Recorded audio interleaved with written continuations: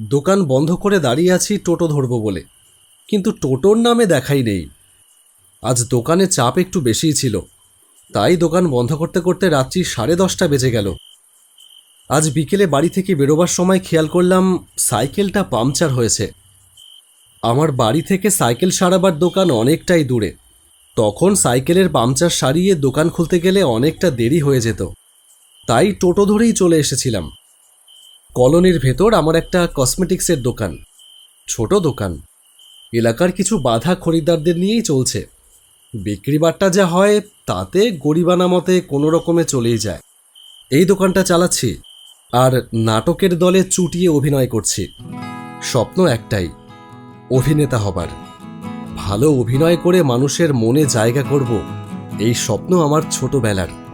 School জীবন থেকে নাটক করছি, মাঝে মাঝে খবরের কাগজে বিজ্ঞাপন দেখে কলকাতার বিভিন্ন প্রোডাকশন হাউসে অডিশন দিচ্ছি, সিনেমা বা সিরিয়ালে একটা ভালো ক্যারেক্টার পাবার জন্য। অনেক বছর আগে একবার একটা সিনেমায় কাজের সুযোগও পেয়েছিলাম বটে, কিন্তু সে চরিত্র এতটাই গৌণ যে তার ফলাও করে বলতে ইচ্ছে করে না। একটা মাত্র ডায়লগ, ভিড় বাসের ভেতরে দাঁড়িয়ে, আহ দাদা একটু হাতটা নামিয়ে দাঁড়ান না। এই একটা মাত্র ডায়লগ, ওই দিয়ে কি আর নিজেকে প্রমাণ করা যায়? না, টোটোর নামে দেখা নেই এখনো। এখন ভোটের সময়, সব টোটো অটো সারাদিন ভোটের প্রচারেই ব্যস্ত, তাই এই সময়টায় কলোনি এরিয়ায় খুব মুশকিল। বাড়িটাও এখান থেকে অনেকটা দূরে, হেঁটে যেতে গেলে অনেক সময় লাগবে। কিন্তু কি আর করব, দাঁড়িয়ে থাকতে থাকতে অনেকটাই তো দেরি হয়ে গেল। এমন সময় হঠাৎ একটা বুলেট এসে থামলো আমার দোকানের সামনে। দেখলাম তার উপরে বসে আছে বাপিদা। বাপিদাকে এতদিন পরে দেখে অবাকই হলাম। বাপিদা অভিনয়ের মানুষ, পাড়ার নাটকের দলে অভিনয় করত। কলকাতার বেশ কিছু ছোটোখাটো প্রোডাকশানে সে অভিনয় করেছে, টিভিতেও মাঝে মাঝেই দেখেছি তাকে। কিন্তু হঠাৎ করেই বাপিদা যেন কোথাও উধাও হয়ে গেল। 5 বছর আগে শেষবার পাড়ায় দেখেছিলাম, তারপর থেকে আর দেখিনি। কিরে, হা করে তাকিয়ে কি ভাবছিস? তখন থেকে ডাকছি, শুনতে পাচ্ছিস না? হ্যাঁ বাপিদা বলো, তুমি কবে এলে? কত বছর তোমাকে দেখি না যে। দেখবি কি করে, আমি কি আর এখন? বাদে, সে অনেক কথা, পরে বলবো। তুই দাঁড়িয়ে আছিস কেন, বাড়ি যাবি না?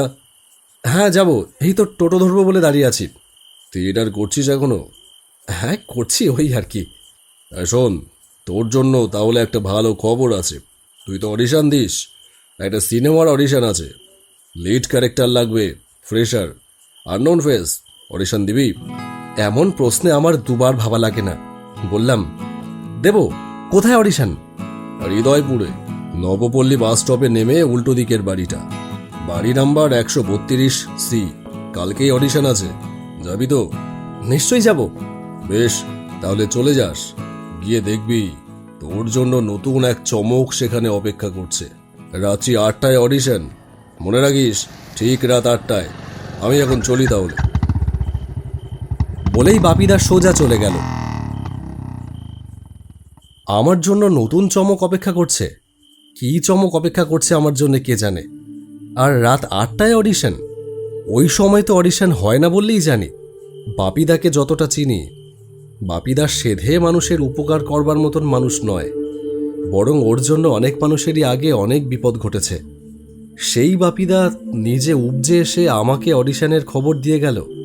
ব্যাপারটা ঠিক হজম হচ্ছে না। অবশ্য মানুষ তো বদলায়, হয়তো বাপিদাও বদলেছে। গিয়েই দেখি না একবার। টাকা পয়সা চাইলে স্রেফ না বলে বেরিয়ে আসব। গিয়ে দেখতে তো ক্ষতি নেই। একটা টোটো এই দিকেই এগিয়ে আসছে দেখলাম, হাত দেখিয়ে সেটাকে দাঁড় করালাম। যাব।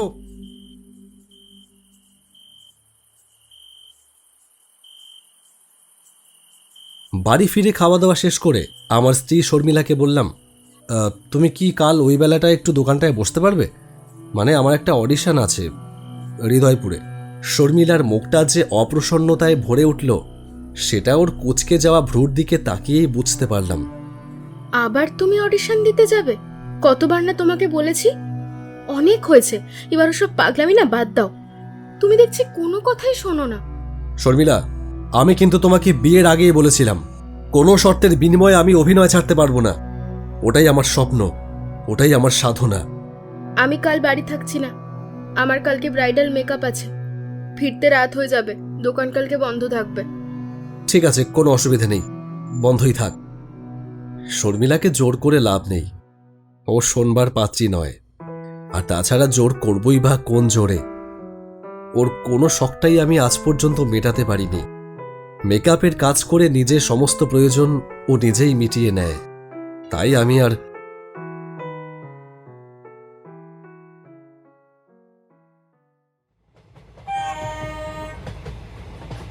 দোকান বন্ধ করে সন্ধ্যা 6টা নাগাদ বেরিয়ে পড়লাম। আমার বাড়ি থেকে হৃদয়পুর যেতে বেশি সময় লাগে না, এক ট্রেন। ট্রেনে আজ ভিড় তেমন একটা নেই। আমি জানলার পাশের একটা সিটে গিয়ে বসলাম। ট্রেনের জানলা দিয়ে বাইরে তাকিয়ে বসে থাকতে আমার ভীষণ ভালো লাগে। এই সময় মনের ভেতরে নানান রকমের কথা আসে, একদিন অনেক বড় অভিনেতা হব।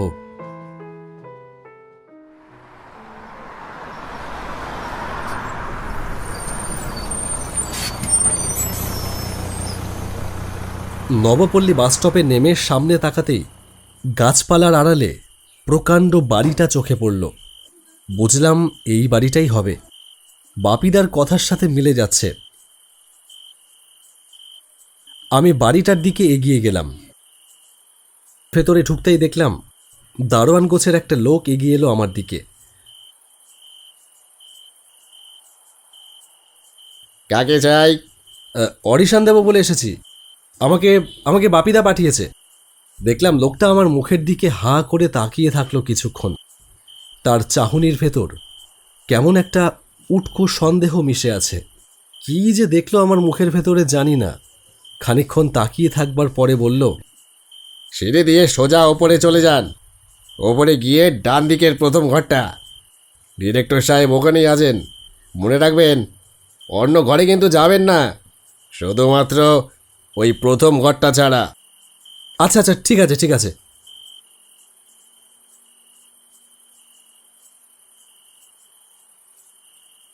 আমি সিঁড়ি বেয়ে ওপরে উঠে এলাম। বাড়ির ভেতরটায় আলো বড্ড কম। দেওয়ালে শুধুমাত্র একটা টিমটিমের আলো জ্বলছে। তার রক্তিম আলো সবটুকু অন্ধকার মুছে ফেলতে পারছে না। 2 নম্বর ঘরের দরজাটা বন্ধ। দেখলাম বাইরে বেঞ্চে কয়েকজন লোক বসে আছে। সবার হাতে একটা করে স্ক্রিপ্ট। এরাও এসেছে অডিশন দিতে। আমি গিয়ে তাদের পাশে ফাঁকা জায়গাটায় বসলাম। 2 নম্বর ঘরের দরজা খুলে একজন লোক বেরিয়ে এলো। এসে আমার হাতেও একটা স্ক্রিপ্ট ধরিয়ে দিল।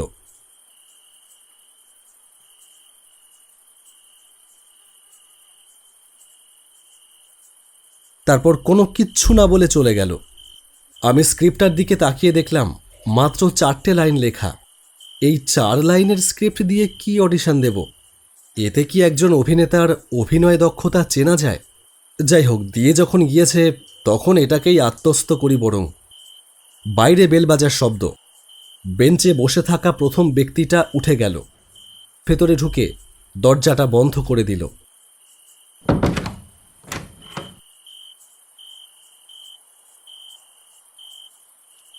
লোকটা ভেতরে চলে যেতেই করিডোরটা আবার নিস্তব্ধ হয়ে গেল। শুধু এই টিমটিমে আলো আর দূরে কোথা থেকে ভেসে আসা একটা অদ্ভুত গন্ধ। পুরনো দেওয়াল, ধুলো আর যেন একটু পোড়া কিছুর মিশ্রণ। আমি হাতে ধরা স্ক্রিপ্টটার দিকে আবার তাকালাম। মাত্র 4টে লাইন। তুমি এখানে কেন এসেছো? তুমি জানো না এখানে আসা মানে কি? ফিরে যাও, এখনো সময় আছে, না হলে আর ফেরার পথ থাকবে না। লাইনগুলো পড়তে পড়তেই হঠাৎ গা দিয়ে কেমন একটা শিরশিরে ঠান্ডা নেমে গেল। যেন এই কথাগুলো শুধু অভিনয়ের জন্য লেখা নয়, কেউ যেন সত্যি সত্যিই আমাকে বলছে।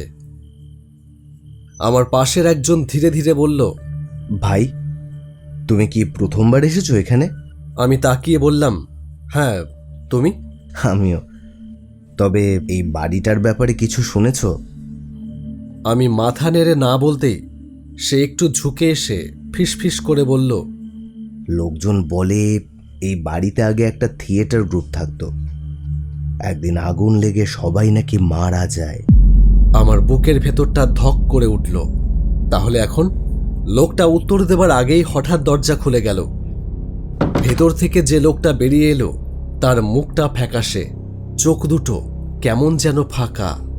আমাদের কারোর দিকেই না তাকিয়ে সোজা হেঁটে চলে গেল সিঁড়ির দিকে। আমি বললাম, কি হলো ওর? কেউ উত্তর দিল না। ঠিক তখনই ভেতর থেকে একটা ভারী গলা শোনা গেল, নেক্সট। আমার পাশের লোকটা উঠে ভেতরে ঢুকে গেল। দরজা বন্ধ, আবার সেই নিস্তব্ধতা।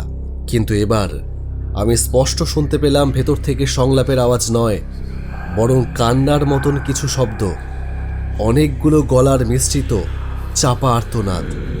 আমার হাত ঠান্ডা হয়ে গেল। আমি নিজেকে বোঝাতে চাইলাম, না না না, এটা আমার ভয়, এটা আমার মনের ভয় ছাড়া কিছুই না। ঠিক তখনই আমার হাতে ধরা স্ক্রিপ্টটা নিজে থেকেই কাঁপতে শুরু করলো। আমি ভয় পেয়ে সেটাকে শক্ত করে ধরলাম। দেখলাম স্ক্রিপ্টের লেখা বদলে যাচ্ছে। আগে যে 4টে লাইন ছিল সেখানে এখন লেখা, তুমি চলে এসেছো, এখন আর ফেরবার পথ নেই, তোমাকেই আমাদের মধ্যে একজন হতে হবে। আমার গলা শুকিয়ে কাঠ। আমি উঠে দাঁড়ালাম। না, এই অডিশন দিয়ে আমার কাজ নেই। আমি চলে যাব, এক্ষুনি চলে যাব এখান থেকে। এখানে কিচ্ছু আমার ভালো ঠেকছে না। পেছন ফিরে সিঁড়ির দিকে এগোতেই দেখলাম সিঁড়িটা নেই। যেখানে সিঁড়িটা ছিল সেখানে এখন দেওয়াল। আমি ঘুরে দাঁড়ালাম। সবাই যেন আমার দিকে তাকিয়ে আছে, কিন্তু তাদের চোখের মনি নেই। চোখের ভেতর সাদা, শুধু সাদা, ফাঁকা।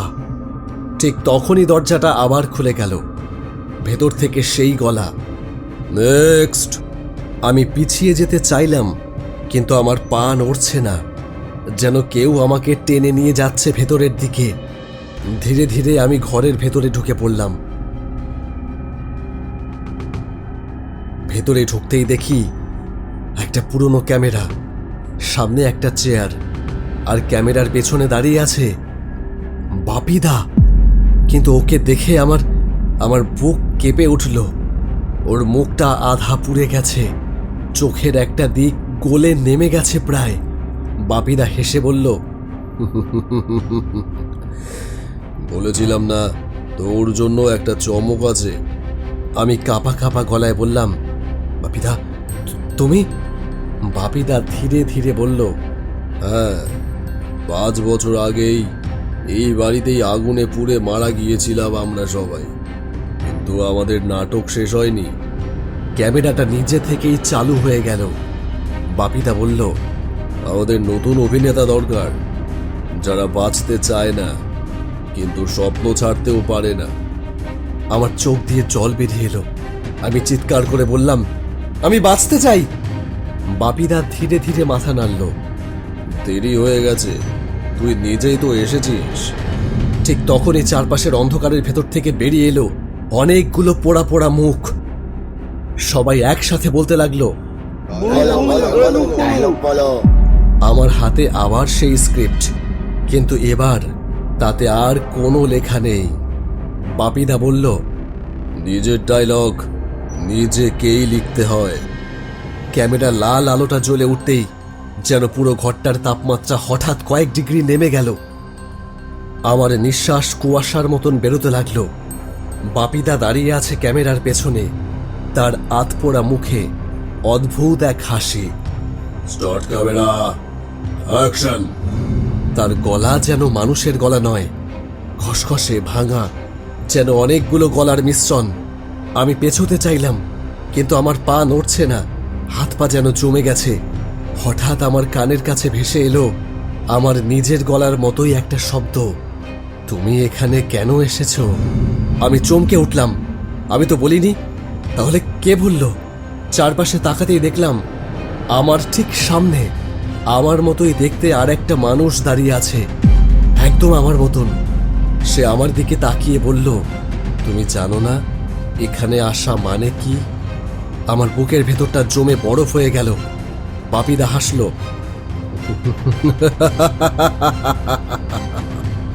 এটাই অডিশন, নিজের সাথেই অভিনয় করতে হবে তোকে।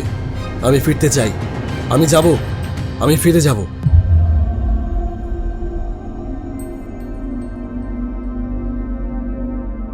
না, এখন আর ফেরার পথ নেই। ঠিক তখনই চারপাশের সমস্ত পোড়া মুখ একসাথে চিৎকার করে বলে উঠল, আমার মাথা ঝিমঝিম করতে লাগলো। মনে হচ্ছিল আমি হয়তো এখানেই শেষ হয়ে যাব। কিন্তু হঠাৎ শর্মিলার কথা মনে পড়ল। সকালে সেই ঝগড়া, তার কুঁচকে যাওয়া ভ্রু, তার রাগ, তার অভিমান, ওর সেই কথাটা মাথায় বাজল। আমার ভেতর থেকে একটা জেদ উঠে এলো। আমি নিজেকে বললাম, না, আমি মরব না, আমি এখনো শেষ হয়ে যাইনি। হঠাৎ আমার চোখ গেল ক্যামেরার দিকে। ক্যামেরাটা চলছে। আমি তো অভিনেতা, আমি অভিনয় জানি। বাপিদা বলেছিল নিজের ডায়লগ নিজেকেই লিখতে হয়। আমি গভীর একটা শ্বাস নিলাম, তারপর জোরে বললাম, হ্যাঁ, আমি জানি আমি কেন এখানে এসেছি। আমি এসেছি আমার স্বপ্নের জন্য, কিন্তু সেই স্বপ্ন পূরণ করতে হলে আমাকে বেঁচে থাকতে হবে। মরে গিয়ে অভিনেতা হওয়া যায় না। সবাই থেমে গেল। আমার সামনে দাঁড়িয়ে থাকা আমার ছায়ামূর্তি থমকে গেল। তোমরা পারোনি, তাই আমাকে টানতে চাও, কিন্তু কিন্তু আমি পারবো। আমি বাঁচব, আমি অভিনয় করব, নিজের জীবনে অভিনয় করব, মরে গিয়ে নয়। বাপিদার মুখের হাসিটা ধীরে ধীরে মিলিয়ে গেল। তার চোখ দুটো কেমন যেন বদলে গেল। হঠাৎ সে চিৎকার করে উঠল, কাট! ক্যামেরার লাল আলো নিভে গেল। আর সেই মুহূর্তেই চারপাশের সমস্ত কিছু ভেঙে পড়তে শুরু করলো। দেওয়াল ফেটে যাচ্ছে, পোড়া মুখগুলো ধোয়ার মতন মিলিয়ে যাচ্ছে। আমার সামনে দাঁড়িয়ে থাকা আমার ছায়াটাও ভেঙে চুরে চুরমার হয়ে গেল। আমি পড়ে গেলাম মাটিতে। তারপর সব অন্ধকার। চোখ খুলতেই দেখলাম আমি রাস্তায় পড়ে আছি। সকাল হয়ে গেছে।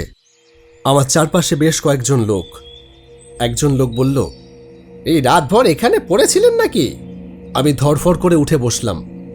সেই বাড়িটার দিকে তাকালাম, কিন্তু কোথায় বাড়ি? ওখানে তো একটা ফাঁকা জমি আর আগাছা ভর্তি। কি খুঁজছেন? আমি কাঁপা কাঁপা গলায় বললাম, ওইখানে একটা বড় বাড়ি ছিল না? ওই পোড়া বাড়িটার কথা বলছেন? ওইটা তো আজ থেকে 5 বছর আগে আগুনে পুড়েই শেষ হয়ে গেছে। তারপরে ওটা ভেঙে ফেলা হয়েছে। আমার শরীর ঠান্ডা হয়ে গেল।